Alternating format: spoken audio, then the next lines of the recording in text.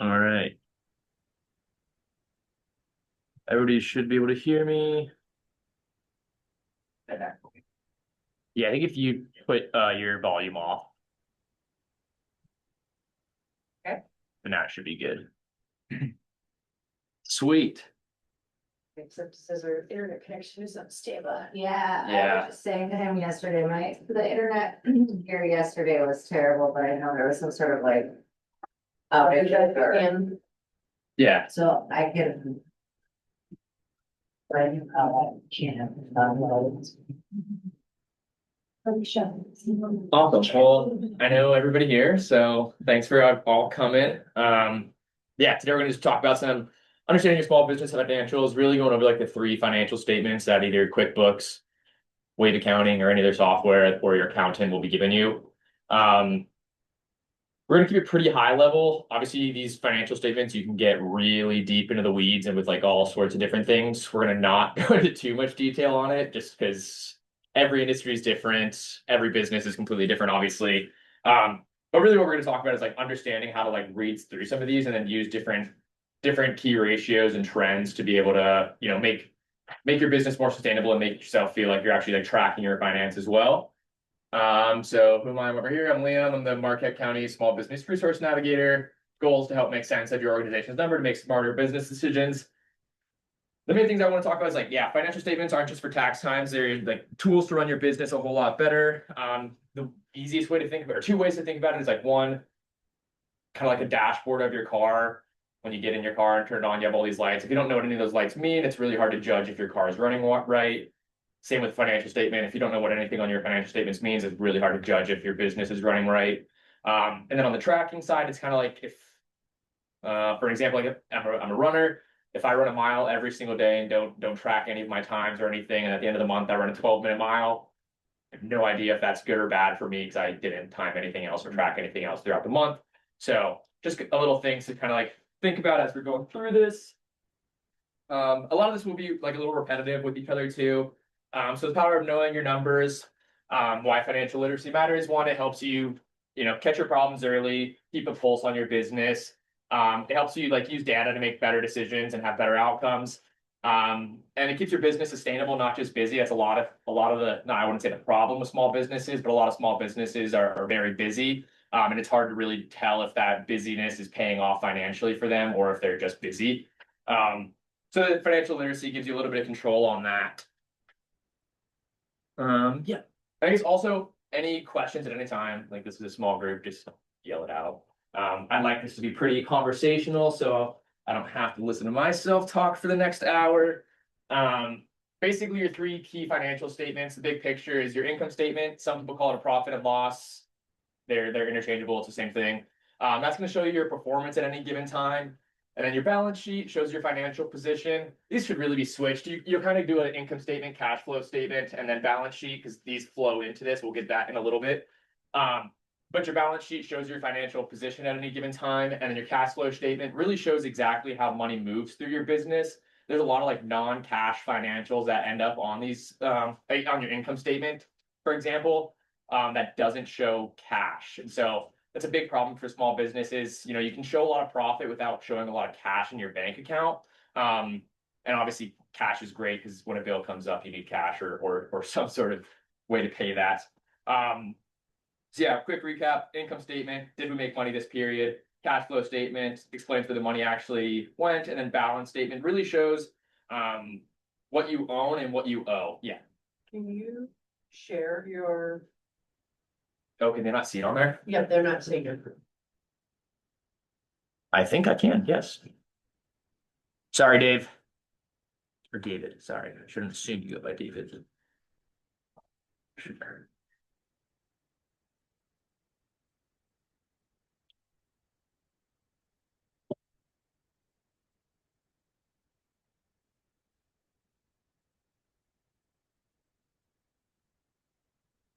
Is that working now, Erica?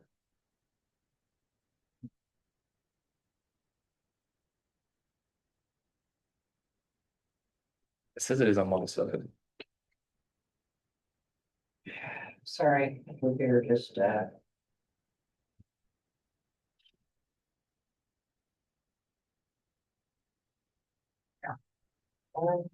It says, okay, now it's showing. But it shows your entire presentation, not just the slide you're on. That's fine. They'll just see some of my speaker notes, which is just what I'm saying out loud. Here, this is what we're seeing. Okay. It's too small to read. What do you mean it's too small? Oh, it's the following.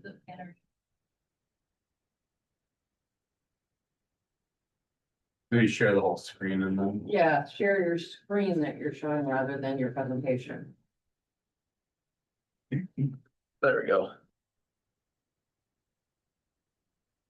There, Perfect. working, thank you. Awesome. So yeah, just go to that one. Well, actually, it's on the next slide anyways. But basically it's going to show your financial health with these three financial statements. They all like intertwine, so it's not like I mean, they're three separate financial statements, but they all kind of work together to tell you like your full financial health. So how they kind of connect, your income statement will show your net income at the very bottom, and that'll flow into the equity section on your balance sheet. And we'll kind of get into this a little bit later as well, but and then your cash flow statement, ending cash balance will always match your balance sheet cash line. And then your balance sheet cash will be the start of your cash flow statement cash balance line. We're gonna do an Excel example here at the very end, but yeah, basically like this is where I hope you have a little bit of an aha moment. It's kind of hard to describe, but net profit from income statement flows into the equity section. Cash balance from the balance sheet becomes the starting point for your cash flow statement. The ending cash on the cash flow statement moves back to your balance sheet. And so they're three separate reports, but they're really all telling the exact same story, just in different ways. And we'll kind of get into how to use each one of these. Really, like, I mean, understanding how these flow together is great, but really like what you'll learn today is you can use each one of these individually to pull different ratios. And really just tracking those ratios is what you really, really want to do, and just being aware of those. Yeah, we'll get into that a little bit later. There's industry benchmarks, which are great. But really, as long as you're tracking and you're showing your trends, industry benchmarks can kind of go to the wayside in a way. But we'll talk about that here again in a little bit. So to get to this one, profit and loss or income statement is kind of the first one you'll really be looking at.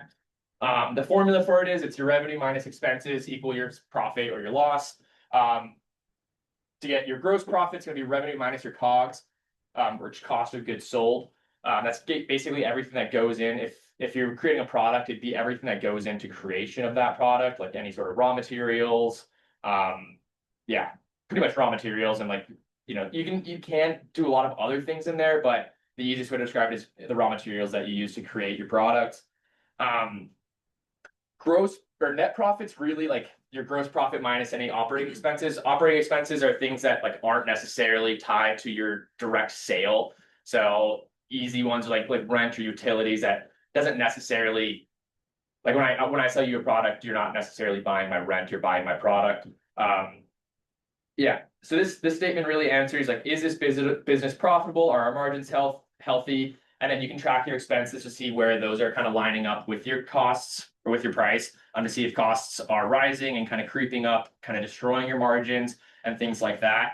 Another thing that shows up here, which kind of confuses a lot of people in your income statement, would be depreciation. Does anybody kind of understand depreciation or? Yeah, quick example of it. Depreciation, it's called a contra asset, which is it's a non-cash asset that trying to define it without using depreciation, but it's a non-cash asset that like lowers the cost of your assets. So an easy example would be if you buy a truck for $10,000, in 2 years, that truck is not going to be worth $10,000 unless you're extremely lucky. So you want to write down that asset so you're not holding a $10,000 asset on your books, kind of inflating your profits or inflating your revenue. So yeah, it's not necessarily, it's really important for your taxes, because yeah, once again, it kind of like shows your assets are what they really are valued at rather than what you bought them for.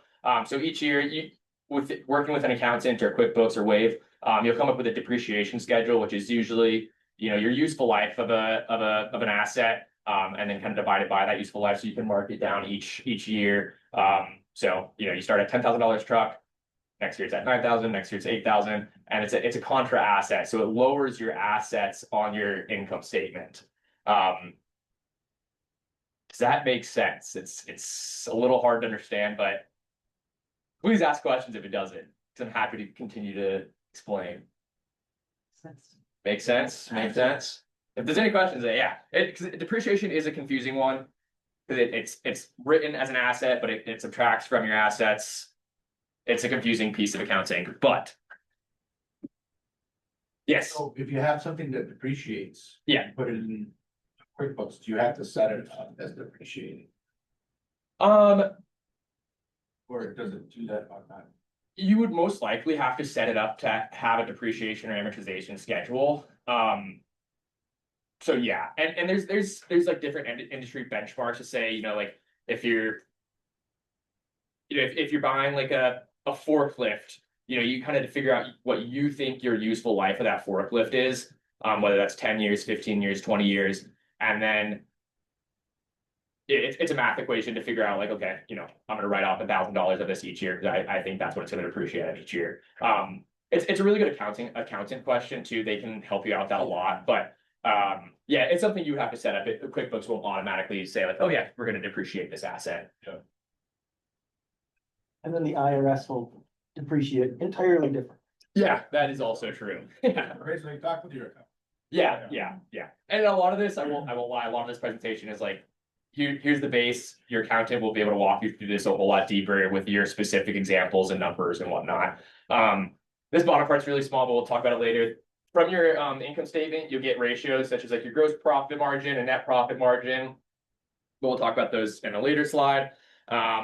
Yeah, basically you track revenue, expenses, and profits over time. A big thing is profit does not mean cash in hand. We'll talk about that with our cash flow statement. So cash flow statement is really like shows how cash comes in and out of your business. There's kind of 3 lines to it. There's operating cash flows, investment cash flows, and then financing cash flows. Operating cash flows is you know your daily operations. It's like that's the money coming in and out when you make sales and you pay rent, things like that. Investing cash flows, that's usually going to be like when you purchase a big truck or you know you can get really into the weeds here. Like if your business is buying stocks and things like that, any stock purchases that you're using for your business would go in that investing cash flow. For most small businesses, the investing cash flow is probably not very applicable. And then the financing cash flow is really applicable. That's where you'd have like any sort of loans, short-term or long-term loans, things like that. And then also, yeah, your owner withdrawals will show up in that financing cash flow section. But the big thing with your cash flow statement is like it'll differ from your profits. Profit doesn't always mean cash in hand. When you know if you're a service-based industry and you send out an invoice, you usually have that invoice at net 30 or it's due in 30 days. I've done the work to receive that revenue, so I'm going to log it as revenue, but I haven't received the cash for that, you know, for my services. So that'll show like I have higher profits than the actual cash in hand because I haven't received the cash from whoever I did the work for. Does that make sense? Is that tracking? And then same with expenses. You know, you can have expenses that you haven't necessarily paid for yet. Easy example is if your rent's due on the 15th, you're incurring rent from the 1st to the 15th, even though you don't pay until the 15th. So you're incurring expenses during those 15 days that you don't actually have to pay out until the 15th. If that makes sense. It's a little easier to think about with revenue than expenses, but yeah, basically you sold $5,000 in services, 3,000 of that hasn't been paid yet. You know, you would still log that as revenue, but you wouldn't have the cash in hand to show. Any questions on that? So let me just make sure I hit everything. Yeah, basically the bottom line question is, did cash go up or down and why for this statement? Yeah. Balance sheet is kind of where it all ties together a little bit. It's your business's like snapshot, your business's health at any given time. Basically assets equal liabilities and equity. Equity is what's left over for the owner. So that's where any profit would flow into. Also, any of your owner withdrawals will be taken out of your equity. Liability is anything that you owe to anybody else. So, you know, loans, accounts payable, anything like that. Assets is all the cash that you're making, all the cash that you have, equipment and inventory.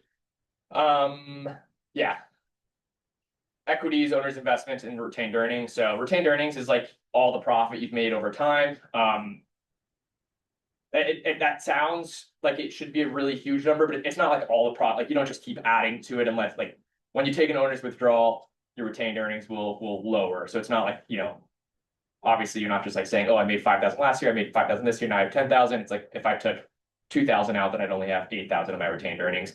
A lot of people also like kind of confuse retained earnings with working capital. Yeah, So retained earnings is actually what's carried over from one year to the next. Yeah. Whatever you made last year. It's not gonna show up as something that's accruing throughout the year. It's just what you carried over from the previous years. yes. Previous years are periods. So it doesn't have to be a year. I mean, it could be month by month or Every year if you period. really wanted to do week by week, if you were that crazy. But yeah, most people would do year by year. Retained earnings are very similar to working capital. A lot of people would have like take their working capital out of their retained earnings. Because it's like, oh, I know I need $3,000 to buy my next year's inventory or whatever. Take that out of retained earnings and put it into my working capital. But then it'll show up as a different line item at that point. But does that make sense? Any questions? Is this making sense so far? I feel like this is very confusing, but sweet. We'll come back to this example. I realize it's better to do it at the very end because then I have to screw with the presentation, but we'll come back to that example. So yeah, turning numbers into insights, basically making your financials actionable. You'll track key ratios and trends each month. Ask questions like, are sales going up or down? Are costs creeping up? And then compare your budget versus actual. That's something we'll talk about a little later, but it's always nice to have an annual budget just for, like marketing expenses, things like that, like utilities, how much do I want to budget for that? And so just say have these benchmarks, and it's nice to track your actual versus what you budget for. So that's way if I'm budgeting 500 for utilities and I'm actually only using 300, then in the next year's annual budget, I can say, well, last year I only used 300 of this 500. Maybe I'll just bring it down to 400 or something like that. Yeah. So looking at each financial statement, income statement, are costs rising faster than your revenue? Are your margins consistent or are they slipping? That margin would be like your net profit margin or your gross profit margin. Are those holding strong or are they kind of slipping? If they're slipping, that kind of means that costs are rising. Balance sheet, is equity building over time? Is inventory growing faster than revenue? If your equity is building over time, that's a good thing to a degree. At a certain point, you'll realize like opportunity costs where you have too much equity in your business and it's like, hey, this money's kind of just sitting in my bank account. It could probably make my business more money by investing in research and development, new product, new service, anything like that. Is inventory growing faster than revenue? That kind of would show just like basically that the volume of your sales is probably changing. You're probably not selling as much as you anticipate. And then cash flow, are my withdrawals too high? Do we have a sufficient cushion for the lower months? That's the big one. It's like, do we have sufficient cushion, especially in a place like the UP where a lot of businesses, hammer hard in the summer months and then the winter months are a little bit slower. Looking at that cash flow statement can really help to say like, okay, I can withstand the January, February, March based on my sales for July, August, September, or whatever that is. Yeah, one really great thing here, we'll talk about other resources at the very end, but the SBDC, which is a free resource in the state of Michigan, has a great service called Profit Sense. With that, you have to have your numbers in order. Like don't come into them with just like spreadsheets filled with numbers that you don't necessarily understand. But they'll actually like take a lot of your numbers and figure out these ratios for you and then compare it against your industry benchmarks. So if you're in a food industry, they'll kind of compare like your food cost to an industry benchmark, which is really, really helpful. It can show if you're have a higher gross margin than the average restaurant or lower gross margin, which is great to know. It's not necessarily like you don't have to be within an industry benchmark as long as you're trending. And by trending, I mean like as long as that's the same each month, then you're probably doing as long as it's the same each month and your business is healthy, it's okay. Like if you're a little bit lower than an industry benchmark, but you're making money, you're paying your bills and everything else, and it's not fluctuating a lot, you're probably fine. Same with if you're higher than the industry benchmark. If you're higher than the industry benchmark, you're probably making good money. And if you're doing fine, that's awesome. Yeah, financials aren't just for taxes, they're your management tool. Let's see. So this is, Just so you know. yes. Every time you ask a question, Dave's answering, so. Oh, perfect. Thanks, Dave. Sorry, I don't have the chat in front of me, so I appreciate it though. And if you have a question, Erica will yell it out for you. So just put it all in there. Got a thumbs up. Awesome. So simple tools for smarter decisions. I have four up here, and then I have some other just kind of written out. Your gross profit margin is your revenue minus your cost of goods sold divided by your revenue. That shows how much revenue you'll make from each dollar sold, or how much profit you make from each dollar sold, basically. But that doesn't take into account your operating expenses, like things like rent, utilities. That's where you would use your net profit margin, which is your gross profit divided by revenue, and then it uses all of your expenses, or net profit divided by revenue, sorry. Yes. For your gross profit, I've gone through this before and I was never 100% sure. Yeah. Cost of goods sold, I'm in the insurance industry. Yeah. What would be cost of goods sold for that premium I'm taking in? No, it I wouldn't. don't have a super high expense. Like, I'm Yeah, not yeah. So your cost of goods sold would be very low. Like something like any sort of Probably your printing costs.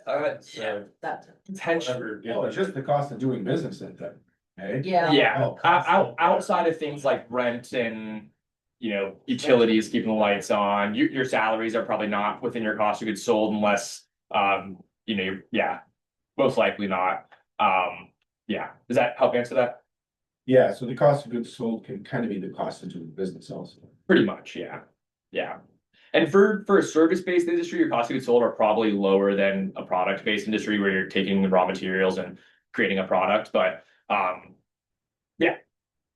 So yeah, net profit margin would be your net profit divided by revenue, and that'll show how it kind of the same thing as the gross profit, how much profit you're making after all expenses are accounted for. So that would include your operating expenses. Break-even point's a nice one. You can kind of do this in two different ways, but it's fixed cost, which a fixed cost is anything that doesn't. How do I do this without saying fixed? Anything that doesn't rise or drop depending on the volume of sales. So anything that's complete, like if I'm a salaried worker, that's a fixed cost. My salaries are a fixed cost. If I make $5 for every client I see, I'll have $5 of variable cost because each client I'll go up by $5. Mission, that's Yeah. variable. Yep, But your salary is fixed. Yep. And then the price is like what you actually sell it for. I like the fancy one.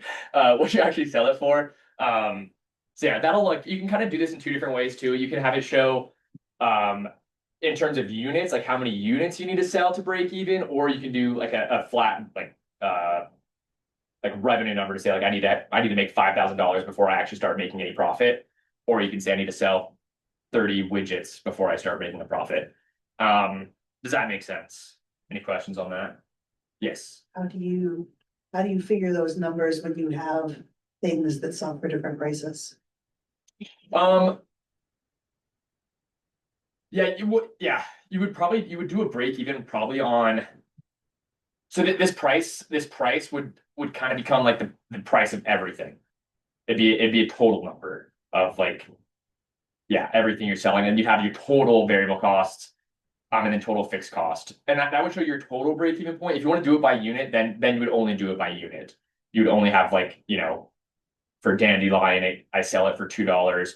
I have 30 cents of variable costs I go into it, and maybe $1.50 of fixed costs I go into it. Does that make sense? It's a lot for you. Yeah. That's a quick example. You used it, what people will pay for more meats. Yeah. Sweet. And so cash runway is kind of like what we talked about on one of the past examples. That's your cash divided by your monthly expenses. That'll kind of show how long you can last without making a single dollar, basically, with just what's in your bank account or just what's in your financials. Other great ratios, like to show liquidity, how liquid your assets are. There's a current ratio and a quick ratio. Your current ratio is your current assets divided by current liabilities. Current kind of means anything that you can convert to cash or that's due in the next year. So, I mean, if you have an asset that you can sell and convert back to cash in 1 year, that would be a current asset. If it would take longer to sell it for whatever reason or to convert it to cash, then it wouldn't be a current asset. Same with liabilities. It's anything that's due in the next year or the portion of a long-term debt that's due in the next year. So if you have a 30-year mortgage or whatever on your building, your current liability would just be whatever's due the next 12 months. Does that make sense? That current ratio is great, but it's, I think the quick ratio is a little bit nicer. Also, people call it an acid test, but that's going to be your current assets minus your inventory divided by your current liability. It kind of takes out your inventory aspect. Once you buy inventory, converting that back to cash is relatively impossible. Like if I buy 500 pounds of flour, no one's going to buy that back from me really. So the quick ratio takes out that inventory piece. A quick leverage one is your debt to equity or debt to asset ratios. That would just be your total liability divided by your equity. That would come straight from your balance sheet. Basically, that shows like your reliance on debt to fund your business. There's different industry benchmarks. A 1-to-1 ratio or 1.0 ratio is preferred. That's kind of showing, that's like just standard ratio. But it really depends. If you're in a very capital intensive industry, that ratio is probably going to be higher because you're probably going to be leveraging more debt to finance yourself. Also, if you're a startup, your ratio is probably going to be higher because most likely you took out, or maybe not most likely, but you might have taken out a bank loan to start your business. So your debt to equity ratio would be a little bit higher, which is completely fine as long as you're tracking it. Once again, as long as you're tracking this stuff and it's not, you don't see huge spikes or huge jumps, you're probably fine. And once again, if your business is healthy, if your business isn't healthy and you have a high debt to equity ratio, that's something I would, or high debt to asset ratio, that's something I would look into more. And that's kind of what this fourth point gets at, is just tracking your monthly trends. That's kind of like the bread and butter of this, is like track these things, and it gives you all the information you really need. Any questions on any of these ratios? Sweet. And they sound confusing, but it's really like all of these will be line items on your different statements that you can just like pull straight out and use Excel to do a quick equation for. Common mistakes to avoid. Obviously, not separating your personal and business accounts is huge. Like, definitely separate those things. You don't want to have, if your kid Venmos you $30 a month for his phone bill, and that somehow ends up into your bank account for your business side, that's going to screw up a lot of these ratios and a lot of these numbers. You'll be recognizing revenue that's not really part of your business. So definitely have that separated. Ignoring your cash flows until there's actually a problem. That's another bad one. Like, cash flow is a great statement for small businesses because like it really shows like the cash in hand. Only checking your books during the tax time. Confusing profit with available cash is another one. A lot of people run into that. A lot of small businesses run into the problem where they run out of cash. Like they're a profitable business, but they just don't have cash to pay their next, mortgage payment or the next piece of their inventory or anything like that. And that's when they get into a lot of trouble. They might show a ton of profit, but not have cash available on hand. And then kind of last thing would be, not having any sort of annual budget. Kind of talked about that a little bit earlier, but that really kind of helps you have goals and benchmarks for 2026. That's why this is a great time to do this. New Year's is coming up. You have 3 weeks before New Year's. 3 weeks should be plenty of time to get an annual budget started. The real big ones to look at on an annual budget would be like marketing expenses, utilities. Marketing's the big one because that's a really easy one to kind of run away.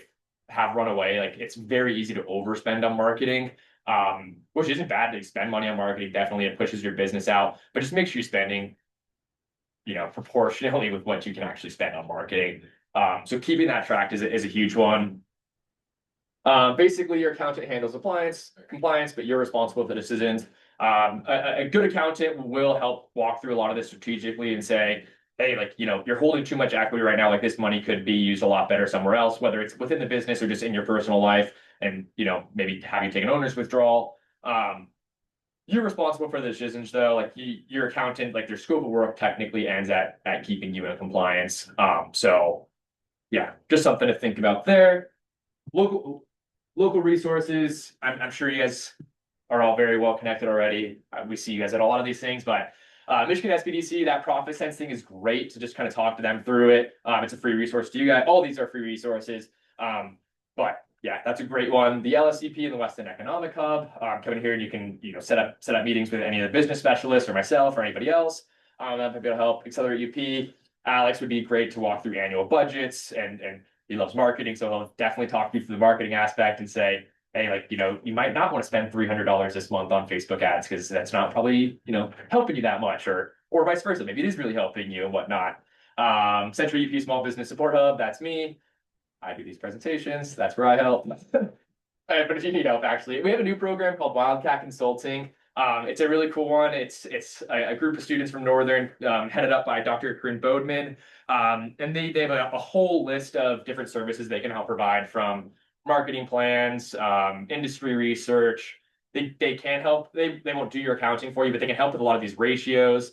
Yeah, there's a whole list. And if that's something that's interest of you, come to me and I can help make that connection to get that set up. I will say nothing will probably happen until the New Year's because they're about to go out onto winter break. But Big thing that they're helpful with is strategy. Oh, Yeah. overall strategy for your business, whether it's marketing, accounting, whatever it is you need to be looking at. yes, Help you research industry trends and all that good stuff. The Wildcat Consulting. yeah, Yeah, so you have to be a participant, go through Liam, and then Liam would refer you to them. yeah. Okay. And there is like Fun, and a then- 3 week waiting period probably, just because they're busy. And like I said, with winter break coming up, nothing will probably happen until next year. But if that is something you're interested in, yeah, get on it early because Is they're that free? yeah, as long as you register with the hub, which is also free. So subtle plugs. Yeah, kind of the wrap up here. Key takeaways: know your numbers, review your statements monthly, use data to drive decisions, reach out, help is available. If anybody doesn't know, Peter Drucker, management leader, like head manager guy of all time, written tons of books. But what gets measured gets managed. If you haven't read any of his books and need something to help you go to sleep, they're great. They'll put you right to sleep. But you will learn a lot in it too. They're great books. Yeah, with that, I'll kind of hop over to our little Excel example. And it's like a pretty rudimentary example.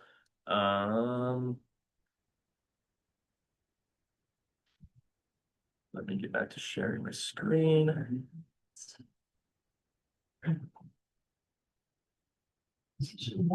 It might be kind of hard to see this up here. I can try to zoom in too and.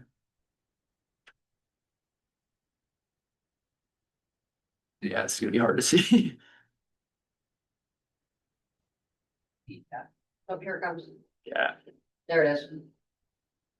yeah, it's gonna be useful. Yeah, I don't know. I You didn't- can see it quite well on that screen. Not so easy on That's a little better. Yeah. Okay, so basically, this is once again like a very rudimentary example. But this is what an income statement hypothetically looks like. Your revenue minus your COGS gives you your gross profit, and then minus. This should actually have parentheses around it, so that's my bad. Operating expenses gives you your net profit. If you turn off your toolbar, will that give you a bit?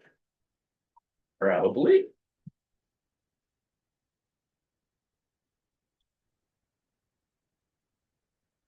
Oh, Lord.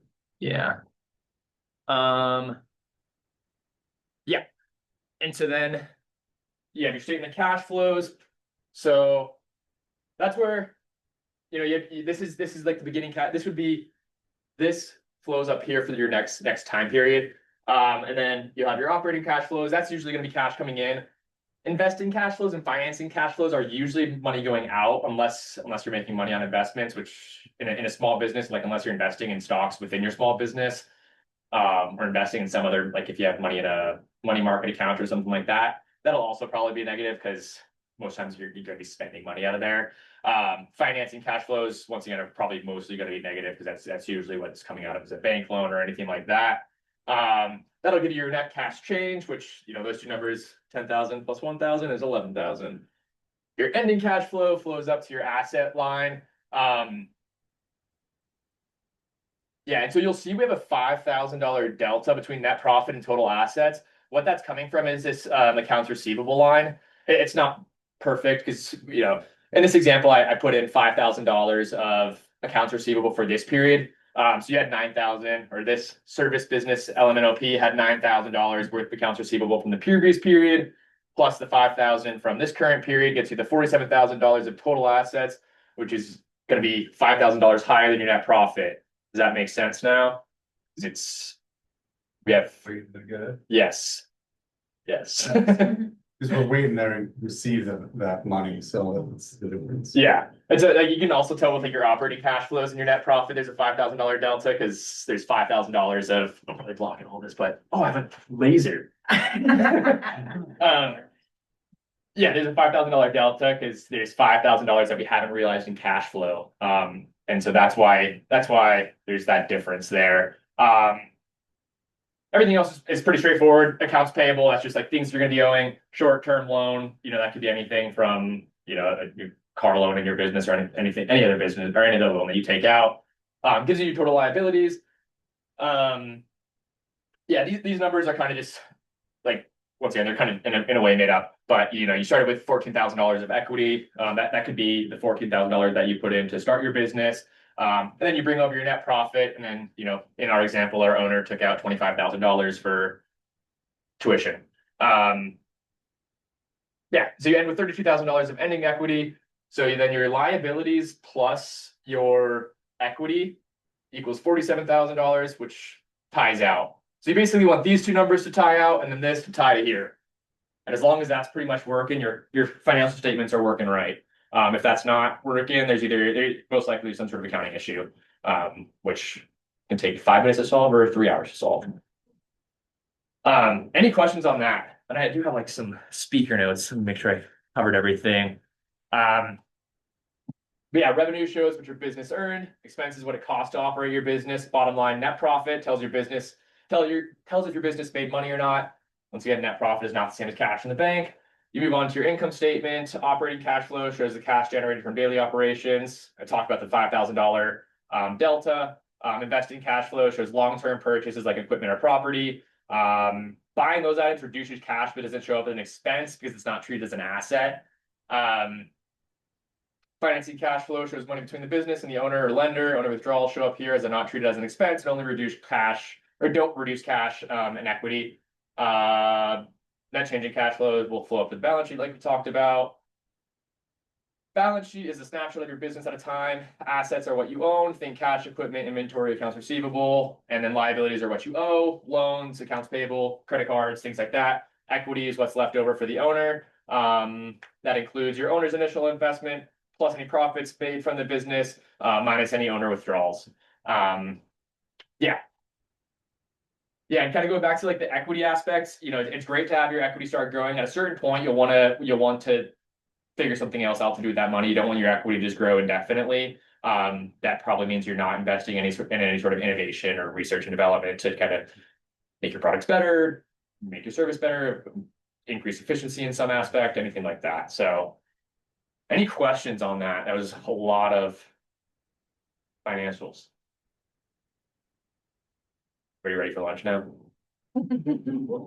Sweet. Well, that's David. If you have anything, type it in the chat and happy to answer it. Otherwise, that's kind of the presentation. 45. That was kind of fast, but yeah. Thank you all for coming. If you have any questions or anything, I'll be around here for a while. Otherwise, I'm pretty sure everyone has my contact information, but I have cards up here. Yeah, feel free to shoot an email or anything anytime. Thank you very much. Dave says he's good. Perfect. Thanks, David. Yeah, we can start talking. Did you breathe? Barely. And this.